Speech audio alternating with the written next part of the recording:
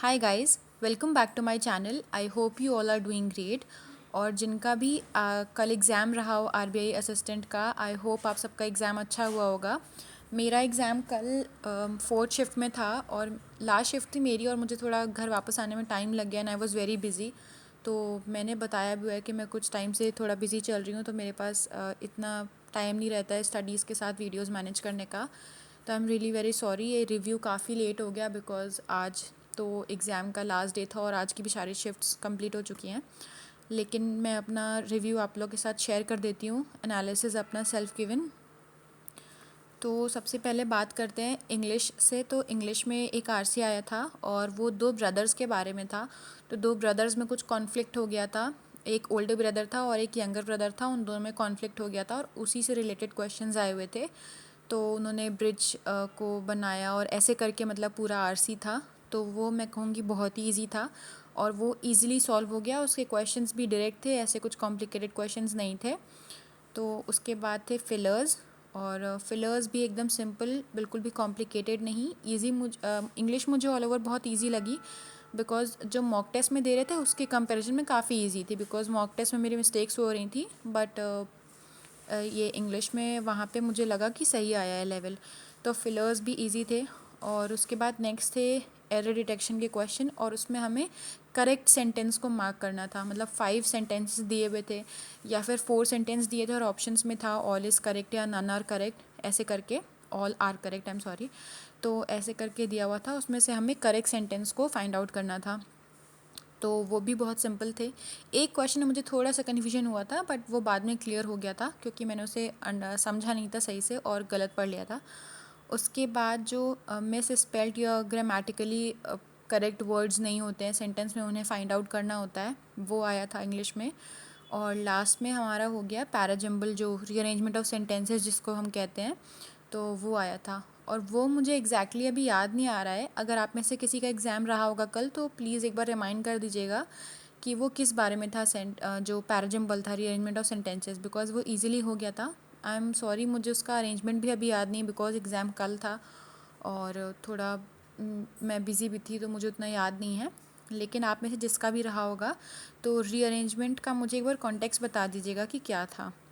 तो ये रही इंग्लिश का एनालिसिस। और अटेम्प्ट्स की बात हम एकदम लास्ट में करेंगे, पहले मतलब सारे सेक्शंस देख लेते हैं। उसके बाद नेक्स्ट आते हैं कॉन्स पे। तो कॉन्स वाज इजी। और मतलब मैंने कुछ एनालिसिस वगैरह देखे थे, वहाँ पे था easy to moderate, but I will say it was easy.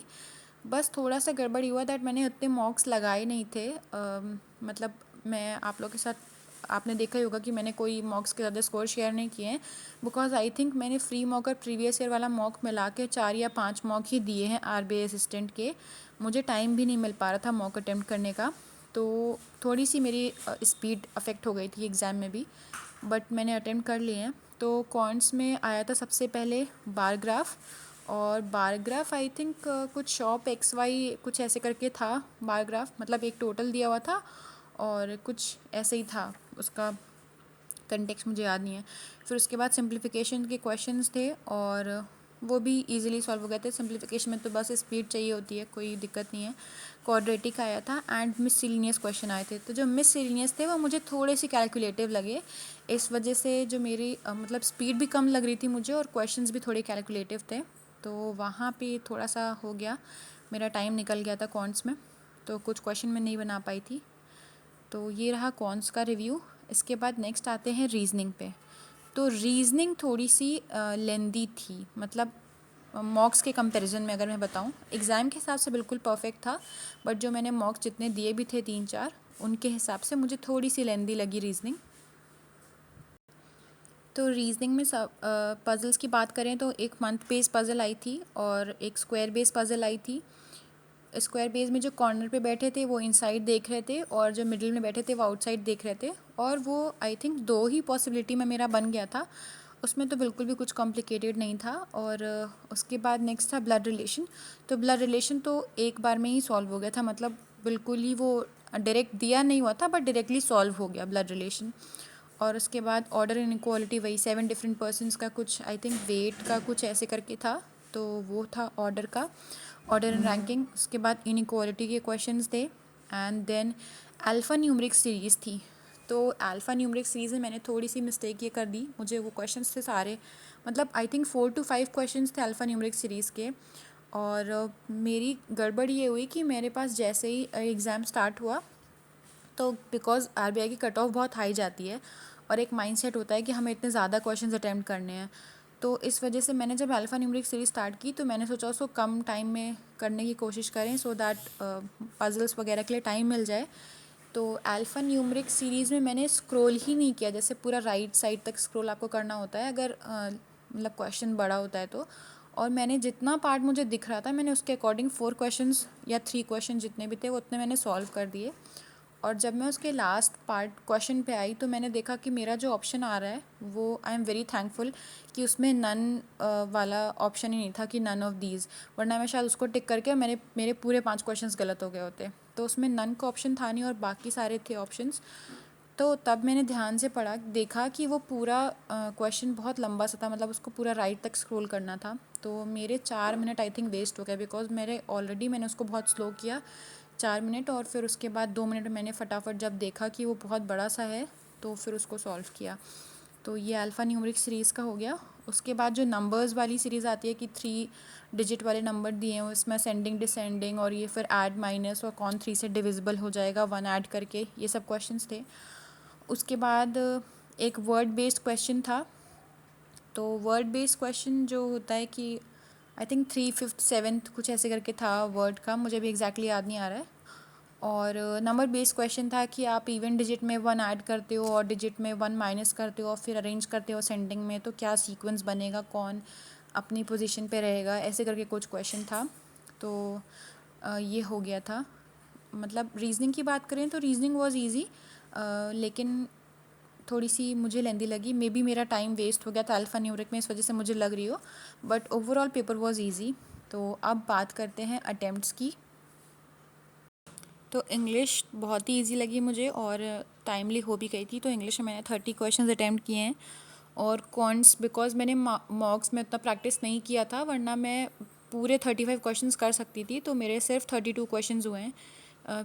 32 बहुत अच्छा अटैम्प्ट है, मतलब मेरे हिसाब से जितना मैंने किया है, लेकिन आरबीआई असिस्टेंट की कट ऑफ बहुत हाई जाती है, तो 32 मैंने अटैम्प्ट किए हैं कॉन्ट्स में। और एक्यूरेसी भी मेरे अकॉर्डिंग मेरी सही अच्छी एक्यूरेसी रही है, बिकॉज मुझे जितना लग रहा था कि हाँ वो सारे क्वेश्चंस इजीली सॉल्व हो रहे थे। और जो बाकी के 3 क्वेश्चंस मेरे बचे थे वो उसके थे अरिथमेटिक के, बट बिकॉज मैंने उतना प्रैक्टिस किया नहीं था तो मेरी स्पीड नहीं बन पा रही थी और मेरा टाइम ओवर हो गया, तो मैं देख भी नहीं पाई कि वो 3 क्वेश्चंस थे किस टॉपिक से। सो कौन से मेरे अटैम्प्ट्स थे 32। और नेक्स्ट आते हैं रीजनिंग पे। तो रीजनिंग में मेरे अटैम्प्ट्स थे 35। बिकॉज मेरा टाइम अल्फ़ा न्यूमरिक सीरीज़ में थोड़ा सा वेस्ट हो गया, तो मैंने सोचा कि मतलब अगर बहुत ज़्यादा क्वेश्चन अटैम्प्ट नहीं कर पाई मैं तो मुश्किल हो जाएगी, बिकॉज आरबीआई की कट ऑफ जाती ही है हाई, और मेरा इस बार फर्स्ट अटैम्प्ट भी था आरबीआई असिस्टेंट में, मैंने इसके पहले कभी एग्ज़ाम दिया नहीं है, तो उस प्रेशर में मैंने फिर जल्दी से क्वेश्चन सॉल्व करने की कोशिश करी है। एंड आई होप एक्यूरेसी अच्छी हो, जो कि मुझे लग रहा है कि अच्छी होगी रीजनिंग में। तो रीजनिंग में मेरे हो गए 35 क्वेश्चंस। तो अगर पूरा मैं आपको अपने टोटल अटेम्प्ट्स बताऊं तो 30, 32 एंड 35, तो मैंने टोटल 97 क्वेश्चंस अटेम्प्ट किए हैं।